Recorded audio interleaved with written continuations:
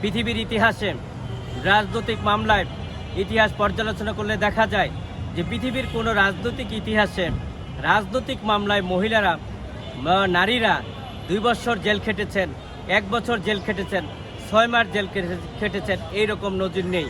যেই জয় বাংলা ব্রিগেড রাষ্ট্রদ্রোহিতার যে মামলা সেটা আজকে ধার্য তারিখ ছিল। আপনারা দেখেছেন এই মামলায় আসামিদেরকে বিরুদ্ধে রাষ্ট্রদ্রোহিতার মামলার অভিযোগ আনা হয়েছে। অভিযোগটা হচ্ছে যে রাষ্ট্রের বিরুদ্ধে ষড়যন্ত্র করেছেন।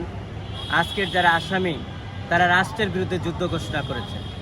আমরা বলতে চাই যে এই রাষ্ট্র আওয়ামী লীগের নেতৃত্বে দেশ স্বাধীনতা পেয়েছে, সার্বভৌমত্ব পেয়েছে, কনস্টিটিউশন পেয়েছে, লাল সবুজের পতাকা পেয়েছে। সেই আওয়ামী লীগের নেতাকর্মীরা কখনো রাষ্ট্রের বিরুদ্ধে ষড়যন্ত্র করতে পারেন না, দেশের বিরুদ্ধে যুদ্ধ করতে পারেন না। বিশেষ করে আজকে যে মামলা আমরা সেই কথাগুলো বলেছি।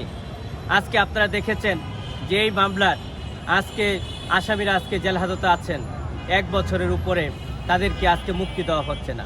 এমনকি আপনারা দেখেছেন যে এই মামলায় আপনার বিশেষ করে প্রাক্তন এমপি সাবিনা আক্তার তুহিন সহ আজকে অনেক মহিলা আসামিরা আছে এখানে এই মামলায়, যাদের 2 বছরের একটা দুগ্ধ শিশু আছে, যাদের সেই শিশু রেখে আজকে জেল হাজতে আজকে 1 বছর পার হয়ে গিয়েছেন, তারপরও তাদেরকে মুক্তি দেওয়া হচ্ছে না। বিশেষ করে গত সরকার দৃষ্টান্ত স্থাপন করেছেন। এবং আমি শুধু এতটুকু বলতে চাই যে আজকে নারীরা পর্যন্ত জামিন পাচ্ছে না, তাদেরকে জামিন দেওয়া হচ্ছে না। বিশেষ করে মৃত্যুর কোলে আজকে সেদিকে ধাবিত করেছেন। আমি শুধু এতটুকু বলতে চাই যে আজকে তাদেরকে যে মামলায় সে মামলায় পর্যন্ত আজকে জামিন দেওয়া হচ্ছে না।